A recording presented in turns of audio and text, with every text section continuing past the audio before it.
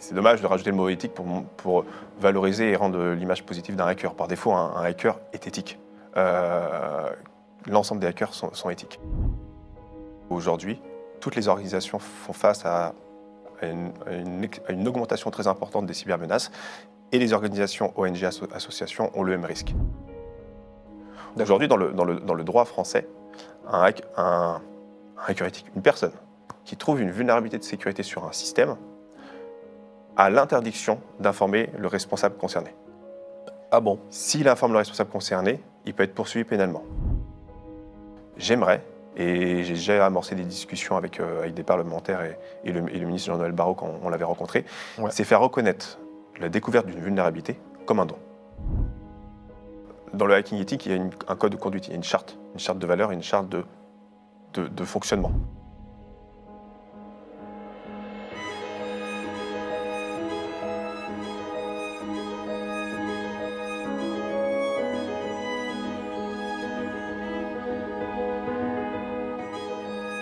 Fabien Lemarchand, bonjour. Merci d'avoir accepté notre invitation.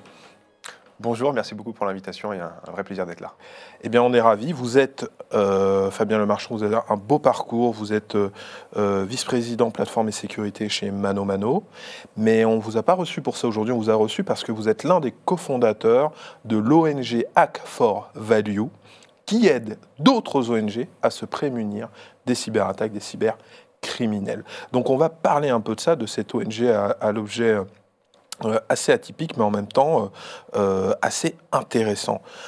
D'abord, j'aimerais savoir qu'est-ce qui a motivé la création d'une telle organisation pour renforcer la sécurité informatique des ONG. Comment ça s'est passé un petit peu? Racontez-nous. Alors effectivement, aujourd'hui, j'ai mis mon pull vert Hack4Values. Vous êtes aux couleurs, c'est parfait. Parfait. Et comment est venue l'idée de Hack4Values? C'était cofondé par des passionnés en cybersécurité. Et comment contribuer à avoir un impact positif avec notre expertise dans la société.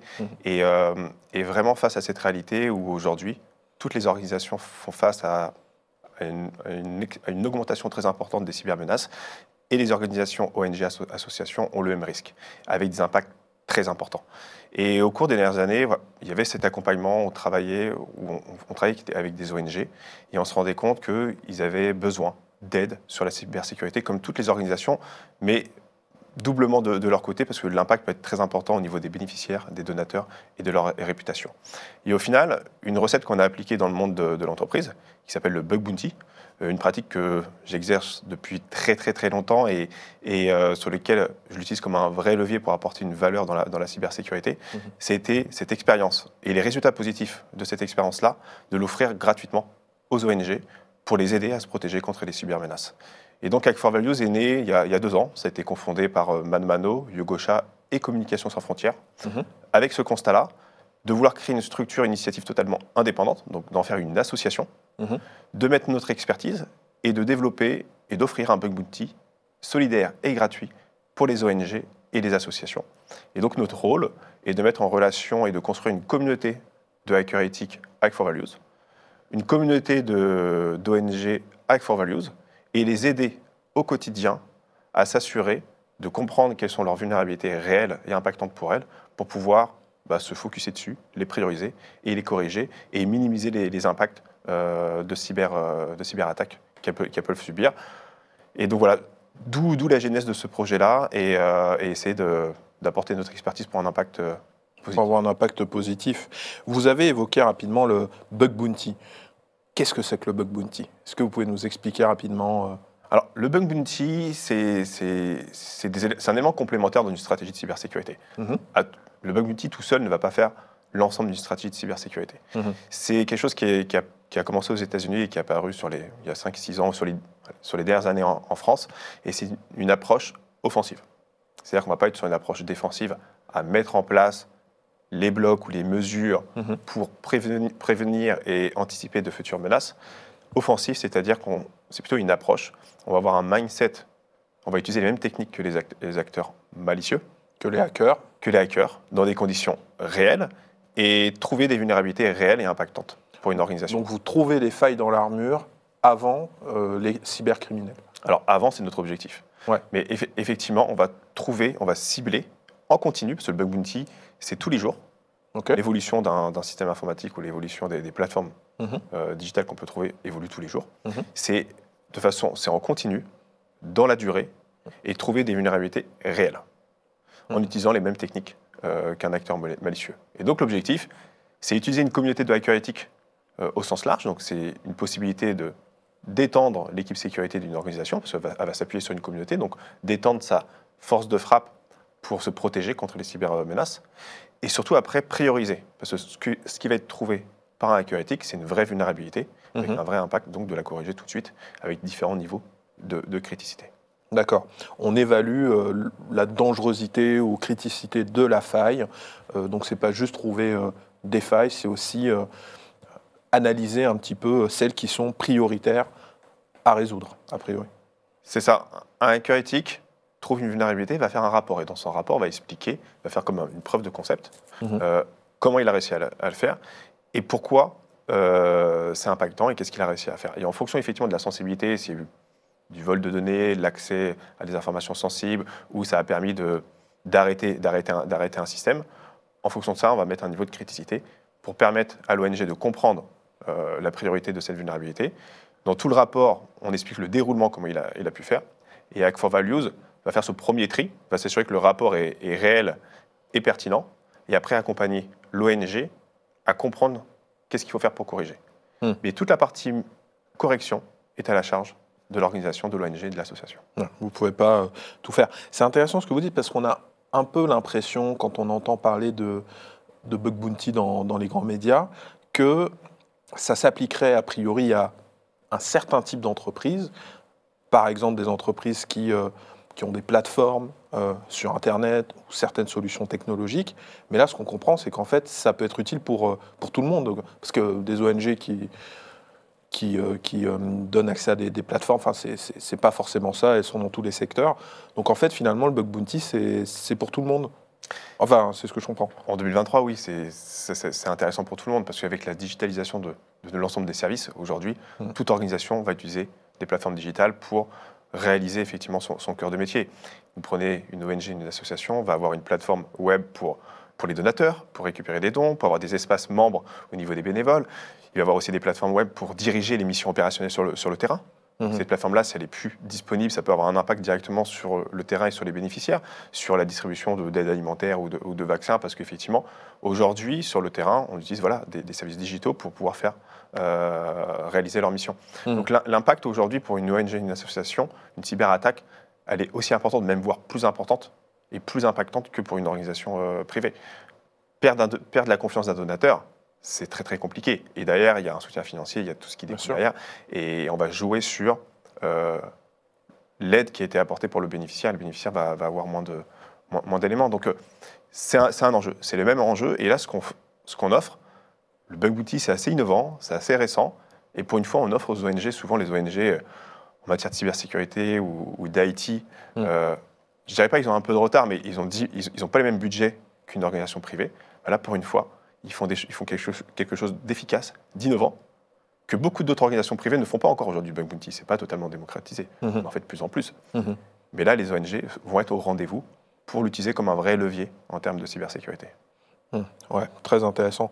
C'est vrai que quand on sait qu'il y a une très forte pression sur les ONG par rapport à leur budget de fonctionnement, pour qu'il soit le plus minimal, le plus faible possible, quand on sait que beaucoup d'entreprises commerciales n'ont pas forcément un investissement très important en cybersécurité, est-ce que vous avez fait aussi ce constat quelque part que peut-être que les ONG sont encore moins dotées en termes budgétaires, même proportionnellement, en termes de cybersécurité par rapport à leur budget? Clairement, ils sont moins dotés et puis pour une raison très simple, c'est qu'ils ont toujours ce choix à faire en disant l'argent que je vais mettre dans l'IT ou la cybersécurité, c'est l'argent que je ne vais pas donner pour aider les bénéficiaires, pour aider la cause sur laquelle travaille l'ONG. Bah oui. Donc il y a toujours ce dilemme qui est très difficile. Et avec Hack4Values, ce qu'on a voulu faire aux ONG, c'est retirer ce choix-là. C'est un bug bounty gratuit et solidaire. Et c'est les protéger. Et cet argent-là, l'économie qu'ils peuvent en faire ou cet argent-là, pouvoir les donner aux bénéficiaires et augmenter leur impact sur la cause sur laquelle ils se battent. Et oui, la partie budgétaire, il y a aussi un enjeu pour eux très, très important. Ouais, très certainement. Vous avez évoqué les hackers éthiques. Qui sont-ils? C'est quoi un hacker éthique? Parce que hacker... alors, déjà... Parce qu'il n'y a pas une contradiction dans les termes. Je dois rajouter le mot éthique et c'est vraiment dommage parce que c'est dommage de rajouter le mot éthique pour valoriser et rendre l'image positive d'un hacker. Par défaut, un hacker est éthique. L'ensemble des hackers sont éthiques. C'est la majorité. On rajoute le mot éthique parce que voilà, il y a l'image du mot hacker, mais c'est quoi un hacker éthique? C'est la beauté de ce terme-là, c'est qu'il n'y a pas de définition, il n'y a pas de normes, il n'y a pas de standard. C'est une approche, c'est une façon de penser. Vous savez, le mot hacker est apparu à peu près dans les années 60 au MIT, où c'était des bidouilleurs, des gens qui pensaient les choses différemment, qui sortaient de la normalité et qui permettaient de trouver des solutions au final très efficaces avec beaucoup de valeur.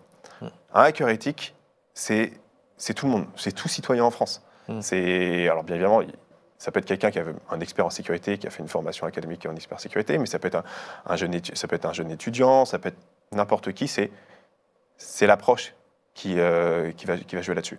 Donc il y a beaucoup de diversité dans la hacker éthique. Il y a tous les âges. On peut avoir des étudiants, des personnes qui sont diplômés en diplôme d'ingénieur, des gens qui ne sont pas diplômés, des gens qui ont suivi un cursus classique, d'autres non. C'est ouvert à tout le monde et c'est vraiment une approche. Et il y a beaucoup d'auto-formation par la pratique et le terrain. Bonjour les amis, ce message pour remercier le sponsor de la vidéo, à savoir le Risque Summit. Le Risque Summit, c'est un événement B2B dédié à l'intelligence économique et à la cybersécurité qui se tiendra le 7 mars 2024. Si vous appréciez cette vidéo ou que vous avez aimé nos entretiens avec Alain Juillet et Maître Amir Aslani sur les sanctions internationales, sachez qu'ils sont parrains du Risque Summit et intervenants s'agissant de Maître Amir Aslani. Par ailleurs, vous devriez apprécier ce cycle de conférences. Elles traiteront notamment de crise de l'information, de géopolitique et d'intelligence économique. Ces conférences seront diffusées en ligne et en live, donc pas besoin de vous déplacer. Il suffit de vous inscrire sur le lien en description de la vidéo pour y assister. Et puis évidemment, si cette vidéo vous plaît, je vous invite à vous abonner à notre chaîne, à liker, à partager, à commenter. C'est très important pour le référencement et cela nous permettra de vous proposer toujours plus de contenu qualitatif. Allez, c'est parti, on retourne à cet entretien. Très intéressant. Donc c'est une population...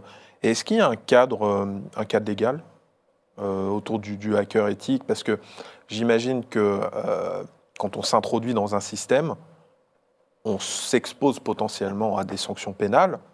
Mais si on le fait, entre guillemets, pour le bien, comment on fait la différence et comment protéger quelque part ces sortes de Batman, entre guillemets, de la cybersécurité? C'est un très bon point. Je veux le rappeler, la deuxième mission d'Hack4Values. La première mission, on en a parlé, c'était là, à court terme, tout de suite, aider les ONG à se protéger contre les cybermenaces. Ça, c'est notre mission au quotidien. Bien sûr. Mais on a une deuxième mission en parallèle, c'est comment démocratiser et protéger les hackers éthiques. Parce que notre ambition, c'est de le faire à grande échelle, au-delà de Hack4Values, et que le hacking éthique soit totalement démocratisé et que tout le monde puisse le faire à grande échelle, parce que vous pouvez voir le potentiel de cette communauté, comme ça peut être n'importe qui, tout le monde peut participer et jouer un rôle dans la cybersécurité et d'aider les ONG ou les organisations au sens large. Là, c'est vraiment au sens large, quelles que soient les organisations. Et donc non, aujourd'hui, le hacker éthique n'est pas protégé en France, pas suffisamment protégé. Aujourd'hui, dans le droit français, un hacker éthique, une personne qui trouve une vulnérabilité de sécurité sur un système, a l'interdiction d'informer le responsable concerné. Ah bon? S'il informe le responsable concerné, il peut être poursuivi pénalement. La seule obligation qu'il doit avoir, c'est d'informer l'ANSSI. Et l'ANSSI, après, peut jouer le rôle, effectivement, d'intermédiaire et contacter l'organisation concernée. Ok. Et c'est là qu'il manque quelque chose pour protéger le hacker éthique et surtout le démocratiser et en faire une vraie pratique au niveau national et même au niveau européen. L'avantage du hacker éthique, c'est quoi le rôle du hacking éthique? Le risque zéro n'existe pas en cybersécurité. Mais ça permet de mettre plus de personnes de son côté que d'avoir des acteurs malicieux contre soi, et c'est de trouver nos faiblesses avant les acteurs malicieux. Et donc pour ça, c'est de la vitesse. Et de la vitesse, il faut qu'un hacker éthique, quand il trouve quelque chose... Il puisse directement, et c'est ce qui est fait aujourd'hui, de façon informelle. Mais on va se le dire, il le fait, mais au final, il prend des risques, il est courageux. Mais aujourd'hui, un hacker éthique qui trouve quelque chose pour la bonne cause, et quand on trouve une vulnérabilité, on ne va pas la garder pour soi, c'est de partager avec la personne concernée en disant, attention, il y a ça, il faut que tu le corriges, sinon ça peut être très impactant pour toi. Donc ils le font. mais ils ne sont pas protégés. Et donc c'est très difficile de défendre les hackers éthiques et de leur dire il faut y aller, il faut faire ça, vous avez un rôle à jouer, mais ils ne sont pas protégés. Donc là, l'objectif de Hack for Values, et ce qui a été fait cette année, parce qu'on a pu avoir beaucoup de discussions avec des parlementaires et des institutions publiques, et aussi rencontrer le ministre Jean-Noël Barrot récemment, c'était pour défendre cette cause-là. Et on veut juste simplement faire un amendement dans une loi où on dit effectivement qu'une personne qui trouve une vulnérabilité doit informer l'ANSSI. Bien sûr, il faut informer l'ANSSI. L'ANSSI joue un rôle central, il doit avoir l'information. Mais en parallèle, il a le droit d'informer le responsable concerné. Et en faisant ça, on met un cadre juridique dans le droit français pour protéger le hacker éthique. Et là, on peut effectivement démocratiser et l'utiliser comme un vrai levier. Et pour répondre aussi à une des questions... L'ANSSI, juste parenthèse, on rappelle qui est donc l'Agence nationale... des sécurités des systèmes d'information. Voilà. Qui dépend du Premier ministre. Voilà. Et qui est la référence en cybersécurité en France. Pour ceux qui ne connaissent pas, voilà. Je vous laisse continuer. Et je voulais juste aussi, pour un peu rassurer, dans le hacking éthique, il y a un code de conduite, il y a une charte de valeurs et une charte de fonctionnement. Qui a été écrite par qui ? Qui a été écrite par la communauté elle-même de hackers éthiques. C'est celle qui est utilisée de façon générale dans l'ensemble des bug bounty qui sont réalisés. Okay. Mais il y a une charte, il y a un code de conduite. Ok, intéressant. Donc quelque part, il y a une forme de réglementation, entre guillemets, de codification, mais qui n'est pas... par la loi, quoi, quelque part. Pas suffisant. En tout cas, pour le moment. Donc, vous avez cette activité de lobbying pour essayer de faire reconnaître une sorte de statut du hacker éthique qui est un peu une sorte de lanceur d'alerte. On a eu des réglementations récemment sur les lanceurs d'alerte. Au fond, un hacker éthique, c'est une forme de lanceur d'alerte, quelque part. Lanceur d'alerte numérique, effectivement. Ouais. Non, mais très, très, très clair, merci. Alors, votre ONG va assister d'autres ONG, mais lesquelles ? Est-ce que ce sont des ONG basées en France ? Est-ce qu'il y a une portée européenne, mondiale ? Qui assistez-vous ? Alors, basé en France, dans un premier temps, on a commencé. On accepte tout type d'ONG d'association. Il faut que ce soit la loi 1901. Okay. Et on couvre l'ensemble des 17 causes du développement durable de l'ONU. Donc, on couvre l'ensemble des causes. On n'a pas de limite sur la taille de l'association. On a aujourd'hui des petites associations comme des très grandes ONG. Et on va plutôt être par rapport à quel est l'élément digital à protéger, la plateforme digitale. Est-ce qu'il y a réellement il y a un risque dessus et autres. On va plutôt être sur ce qu'il faut protéger. Mais sinon, c'est accessible à l'ensemble des ONG et des associations par rapport à ça. Basé en France aujourd'hui, donc on a aujourd'hui une dizaine d'ONG associations françaises qui sont membres d'Hack for Values et sur lesquelles on réalise du bug bounty continue tous les jours, donc des programmes ouverts. Et là, depuis cet été, on a ouvert sur l'Europe, l'Espagne, l'Italie, l'Allemagne et l'Angleterre. D'accord. Pour en faire une initiative européenne. Okay. Donc on va avoir une communauté de hackers éthiques européenne et des ONG aussi au niveau européen. Ouais. Et on répond aussi à un besoin assez rapide. Typiquement, on a des ONG qui ont des branches en France, mais aussi en Europe, et de pouvoir aussi protéger les branches européennes de ces ONG. Mais on est sur donc des organisations qui sont basées en Europe, on va dire, mais qui peuvent intervenir un peu partout dans le monde. Totalement. Typiquement, on a Action contre la faim qui est membre Hack for Values, et ils interviennent partout dans le monde, et on les protège. Et est-ce que, on sait que parfois, certaines ONG sont vilipendées par certains régimes politiques ou certains États, et certaines ONG d'ailleurs peuvent faire l'objet de cyberattaques d'origine étatique. Comment vous les aidez de ce point de vue-là ? Est-ce que ça a un impact sur votre action de bug bounty, qu'il s'agisse d'États ou de cybercriminels classiques ? Ou est-ce que ça ne change rien ? Ça n'a pas d'impact. Mais il y a une prise de conscience. On le sait, bien évidemment, par rapport à d'autres organisations privées. Là, sur ces organisations-là, il y a des facteurs risques et menaces qui sont plus fortes, qui vont être sur l'espionnage, sur l'activisme, et effectivement sur tout ce qui va être autour étatique. Et effectivement, il va y avoir plus de pression sur ces sujets-là. Mais ça n'a pas d'impact. Notre objectif, c'est de trouver une vulnérabilité avant tout le monde. Après, pour en faire quoi ? Nous, ça ne change pas. On veut juste la trouver avant pour qu'ils puissent y remédier et qu'aucun acteur malicieux venant pour une raison d'espionnage, de vol de données ou autre, ça ne change pas, ça n'a pas d'impact pour nous. Mais après, pour être totalement honnête avec vous, oui, il y a une prise de conscience, on le sait, ils ont des menaces supplémentaires ou des menaces qui sont plus fortes sur ces aspects-là. Et c'est surtout plutôt une prise de conscience et un accompagnement, mais sur l'approche et notre mission, ça ne change strictement rien. Oui, parce que vous avez une action de prévention. Avant. Voilà. Mais pas en réponse à un incident. Voilà. Mais ça m'amène tout de même à la question suivante, c'est de facto, vous êtes un partenaire de long terme de certaines ONG sur la question du bug bounty. Est-ce qu'il vous arrive d'être sollicité par ces mêmes ONG lorsqu'elles ont un incident, une cyberattaque, justement pas pour faire du préventif, mais pour faire du curatif? Et dans ces cas-là, qu'est-ce que vous faites? Alors, c'est un peu une petite fierté qu'on a. Alors, une fierté par rapport au rôle qu'on joue, et puis quand on peut toujours jouer un rôle davantage avec un peu plus d'impact, on est encore toujours plus ravis. Et je l'ai redit encore ce matin. Ce matin, il y avait un petit déjeuner avec Hack4Values avec les ONG et les hackers éthiques. Et je l'ai encore dit, contactez-nous même si ce n'est pas pour du bug bounty. Et ce qu'on a pu constater sur les derniers mois, il y a eu des ONG qui ont eu des incidents. Et leur premier réflexe, on était un incident, ce n'était pas du bug bounty, ce n'était pas lié à une trouvaille de notre part. Premier réflexe, ça a été de nous contacter. Parce qu'au final, on a une relation régulière avec eux et de confiance. Et quand ils ont un sujet de cybersécurité autre que bug bounty, effectivement, il y a ce contact. Et nous, ce qu'on fait, le rôle qu'on va jouer, ça va être déjà de les écouter et de les aiguiller. Et donc, on est en train de construire un partenariat, un espace avec des partenaires de confiance pour après rediriger nos ONG pour aller soit la réponse à un incident, soit effectivement pour une prestation de cybersécurité précise sur un domaine bien précis. Donc, on ne va pas changer notre mission et nos scopes, c'est le bug bounty, on se concentre. Mais ça ne nous dérange pas et on veut être ce point de contact de confiance des ONG, au moins d'être le premier niveau, et après les mettre en relation avec des partenaires de confiance qui partagent les valeurs avec Hack4Values au sens large et les aider. Et typiquement, ce matin, il y a eu un retour d'expérience d'une ONG en nous disant effectivement, quand on a des sujets de cybersécurité, des fois, sur quel partenaire se retourner, avec qui travailler. Ils n'ont pas l'information, ou ils ne savent pas comment faire exactement, ou ils se posent des questions. Est-ce que ça va être le bon partenaire? Donc, on essaie de les aider, de jouer un rôle là-dessus pour faire un maillage et les accompagner globalement sur les sujets de cybersécurité. Oui, bien sûr. Et vos hackers éthiques, en tout cas les hackers éthiques qui font partie de votre communauté, comment est-ce qu'ils viennent à vous? Comment est-ce que vous les sélectionnez, j'imagine aussi? Comment vous vous assurez qu'ils aient peut-être les compétences, tout simplement, pour mener ces missions à bien?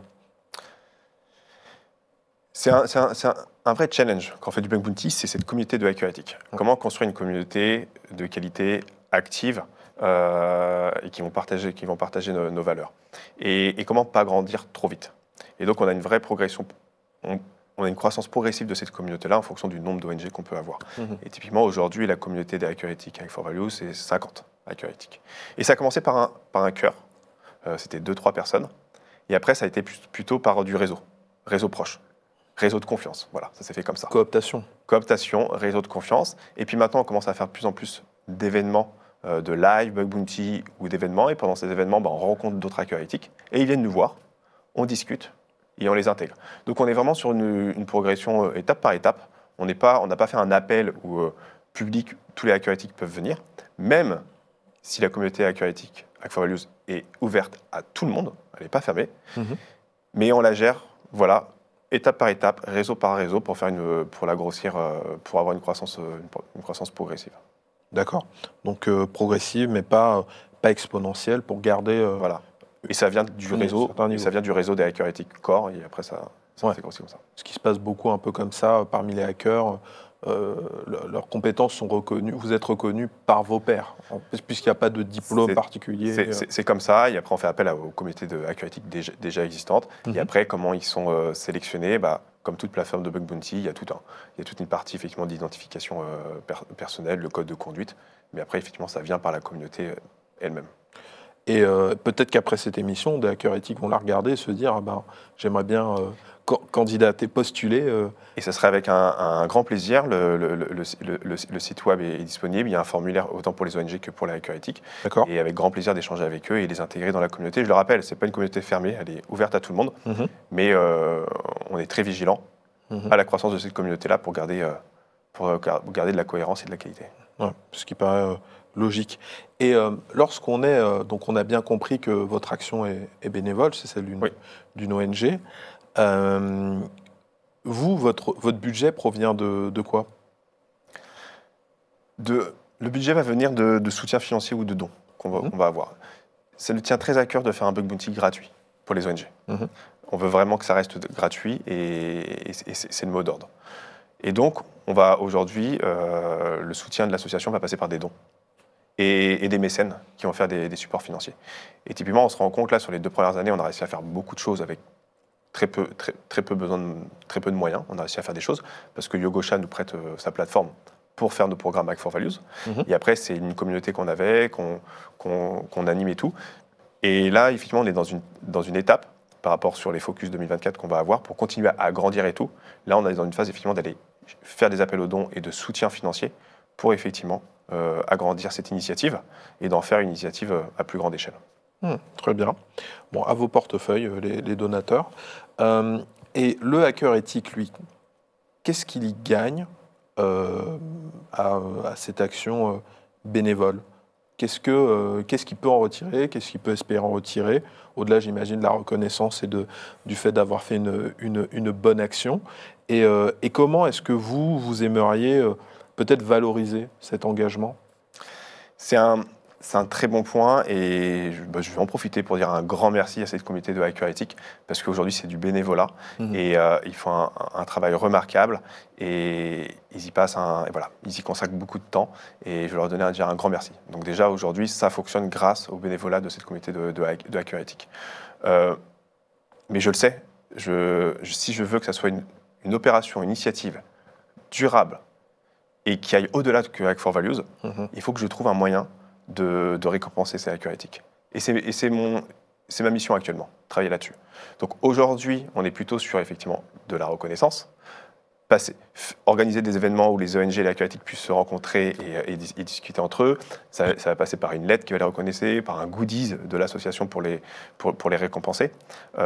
Mais sur le moyen terme, j'aimerais, et j'ai déjà amorcé des discussions avec des parlementaires et le ministre Jean-Noël Barrot quand on l'avait rencontré, c'est faire reconnaître la découverte d'une vulnérabilité comme un don. Et comme aujourd'hui le bug bounty est très cadré, chaque vulnérabilité en fonction de sa sévérité et la maturité de l'association, c'est un montant en face, ça peut être 50, 100, 300 euros, que ce soit vu comme un don, typiquement, de la valeur de la vulnérabilité avec un reçu fiscal. Et c'est un des leviers que je suis en train de travailler, je ne dis pas que c'est le seul, mais c'est un travail que j'aimerais travailler, qu'un hacker éthique, quelle que soit la personne en France, trouve une vulnérabilité qui a été validée dans un programme de bug bounty, soit vu comme un don avec un reçu fiscal. D'accord. Ah non, c'est intéressant. Donc, je suis hacker éthique, je découvre une vulnérabilité qui vaudrait a priori sur le marché du bug bounty 10 000 euros. J'ai une déduction fiscale à due concurrence de ce montant, finalement. C'est ça. On va être sur des montants plus faibles parce qu'on est sur des organisations un petit peu matures. On ne sera pas obligatoirement sur des montants qu'on peut retrouver pour des Apple, Facebook et autres. On ne sera pas sur ce genre de montants, mais on sera déjà sur des montants qui sont significatifs et surtout qui reflètent la réalité de la maturité et de l'organisation de l'ONG en face. Mais voilà. Et d'avoir ce geste et que ça soit vu comme un don, le fait de faire cette découverte-là. Très intéressant, un don en nature quelque part. Et vous avez évoqué rapidement des événements live hacking. De quoi s'agit-il? C'est quoi du live hacking? On hack en direct?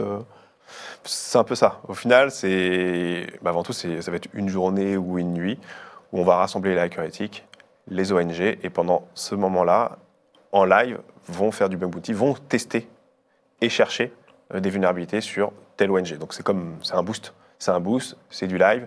Physiquement, les gens sont là et c'est le moment de se rencontrer. C'est le moment aussi. Il y a aussi un peu effet de compétition parce qu'on le fait sous forme de classement avec des points à gagner. D'accord. Et on en a fait deux cette année. Il y avait un événement à l'hôtel de ville de Bordeaux, donc on a fait un live bug bounty avec des ONG. On a fait aussi l'épreuve bug bounty du FIC, le Forum international de la cybersécurité à Lille. Et là, on travaille pour en faire un troisième le 30 novembre lors de la journée internationale de la sécurité informatique. Donc voilà, c'est ce genre d'événement où on regroupe à peu près 125 hackers éthiques sous forme d'équipe de 5 personnes. Et on va sélectionner 3-4 ONG Hack for Values ou pas Hack for Values. Des fois, c'est des ONG qui ne sont pas encore Hack for Values, mais qui veulent faire le live et après vont venir nous intégrer. D'accord. Et donc, c'est une journée ou une soirée pour passer du temps ensemble et faire aussi un live et faire davantage de découvertes pour aider les ONG. Et l'un des défis qu'on a dans la cybersécurité, c'est celui du recrutement, puisqu'on a une pénurie de profils. Et là, de ce que je comprends de ce que vous nous expliquez, c'est que bon, les hackers éthiques sont plutôt utiles, a priori, en termes de cybersécurité, mais il n'y a pas de parcours spécifique et visiblement, les parcours sont très diversifiés. Est-ce que ces parcours-là, parfois atypiques, sont reconnus dans les entreprises? Est-ce qu'ils ont du mal? Est-ce que si je suis un hacker éthique excellent, mais que j'ai 18 ou 19 ans, est-ce qu'il faut que j'attende d'avoir fait telle ou telle étude? Est-ce que je peux trouver un job parce que je suis opérationnel? Comment ça se passe aujourd'hui, ce marché du recrutement, entre guillemets? Alors, ça évolue. On est en plein milieu d'un début de transformation. On est qu'au début. Et ce genre de personnes qui font du hacking éthique, effectivement, il n'y a pas obligatoirement cette reconnaissance parce qu'ils n'ont pas toujours le parcours académique qu'on peut retrouver typiquement à titre d'exemple. Dans mes équipes sécurité chez ManoMano, j'ai recruté quelqu'un qui avait 18 ans, qui avait juste le bac et qui n'avait pas toute la formation, mais qui était un hacker éthique et qui avait démontré sur les 15 dernières années, les 10 dernières années, tout ce qu'il avait fait. Et quand il a intégré notre équipe, il a eu une valeur et un apport essentiel dans la stratégie cybersécurité de l'entreprise. C'est en train de changer. Maintenant, les hackers éthiques, en gros, c'est quoi? C'est la stratégie offensive de la cybersécurité, qui était très peu utilisée à l'époque. On était beaucoup sur de la partie défensive. Maintenant, d'avoir de l'hybride défensif-offensive, c'est en train de changer dans la culture des responsables de sécurité, dans la culture des équipes, et on commence à faire de l'hybride, du défensif et de l'offensif. Et quand on fait de l'offensif, on a besoin de ce genre de personnes. Donc, c'est des personnes qu'on va commencer à recruter et auxquelles on va commencer à ouvrir les portes sur des vrais métiers de sécurité.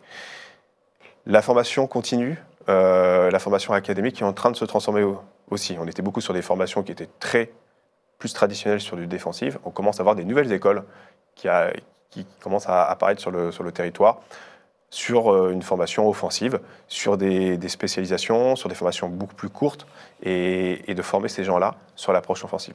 Donc on n'en est qu'au début. Donc oui, on est encore dans une période où toute la formation n'est pas adaptée et il n'y a pas de parcours pour les hackers éthiques ou de formation dédiée par rapport à ça. C'est beaucoup sur le terrain pendant les compétitions et autres. Ça commence à évoluer et ça évolue parce que les entreprises commencent à ouvrir leurs portes à une stratégie offensive, donc se mettent à recruter ce genre de profil. Et si les entreprises commencent à recruter, la formation va suivre par la suite, va suivre et former ce genre de profil. Mais voilà, on est un peu dans cette phase transitoire où... Donc c'est d'abord aux entreprises, je dirais, à faire évoluer leur perception pour répondre à plus les un entreprises besoin. vont faire du bug bounty, Ouais. plus les entreprises vont utiliser vont avoir besoin de ce genre de profil. Et plus il va y avoir une prise de conscience que l'approche offensive a une vraie valeur et une vraie complémentarité dans la stratégie cybersécurité, plus on va faire appel à ce genre de profil, à ce genre de formation. Et après, quelque chose qu'il ne faut surtout pas oublier, la cybersécurité, c'est un sujet qui est très vaste, qui est très large, et on a besoin de diversité. Parce que les acteurs malicieux, ils sont tous différents, donc ils pensent de façon différente, et ils arriveront toujours à innover. Et si on veut, et donc ils seront toujours créatifs. Si côté organisation, on veut répondre à l'ensemble de ces cybermenaces et pouvoir anticiper et être plus rapide et meilleur que les acteurs malicieux, il faut garder cette créativité. Et la créativité, ça passe par la diversité. Donc oui, il faut des formations pour faire un type de profil, mais il ne faut pas que ça. La diversité est essentielle en termes de cybersécurité pour se protéger. D'accord. Donc vous voyez d'un bon angle la diversification, on dira, des formations en cybersécurité. Totalement, ouais. Pour répondre à ce besoin. Ok, très intéressant. Et alors, quels sont vos objectifs pour 2024 ? Quels sont les endroits où vous aimeriez arriver ? Je les ai en tête parce que je les ai présentés ce matin pendant le petit déjeuner avec For Values avec les ONG. Il y a 3 objectifs en 2024. C'est augmenter notre impact. Donc ça veut dire quoi ? Avoir plus d'ONG membres Hack for Values et protéger davantage d'ONG et trouver plus de rapports. Donc augmenter notre impact. Le deuxième, c'est de structurer notre communauté de hackers éthiques. Aujourd'hui, c'est une 50aine. On va vouloir la grossir, mais pas seulement intégrer du monde. C'est comment s'assurer qu'on va bien intégrer les gens, avec quel type de valeurs, comment on le fait et comment on l'anime pour qu'on ait une communauté active et forte. Donc ça va être de structurer cette communauté de hackers éthiques parce que une fois passé la barre des 50, c'est d'autres enjeux. Donc c'est comment préparer ça, préparer la croissance avec cette communauté. Donc augmenter l'impact, structurer la communauté de hackers éthiques Hack for Values. Et la troisième, c'est un peu on a commencé cette année, c'est d'être un acteur public reconnu, mettre de la visibilité. Donc ça passe par la démocratisation, la protection des hackers éthiques, le don du hacker éthique, et de mettre de la lumière dessus. Hack for Values, mais surtout en dehors, pour en faire un sujet totalement ouvert, et de démontrer et d'appeler d'autres acteurs publics pour aller dans cette démarche-là. Et donc voilà, de gagner en visibilité publique pour aider les hackers éthiques et le mettre en avant. Eh bien, beaucoup de beaux projets pour 2024. Beaucoup d'excitation à faire ces beaux projets. Ouais. Fabien Lemarchand, merci. Un grand merci. On était ravis de vous accueillir dans cette émission Le Cercle pour Isquintel Média. Pour le public, si vous avez aimé ce format, n'hésitez pas à liker la vidéo et à vous abonner pour nous envoyer de la force. On en a besoin, on est toujours ravis. Merci beaucoup et à très bientôt. Merci beaucoup. Au revoir, à bientôt.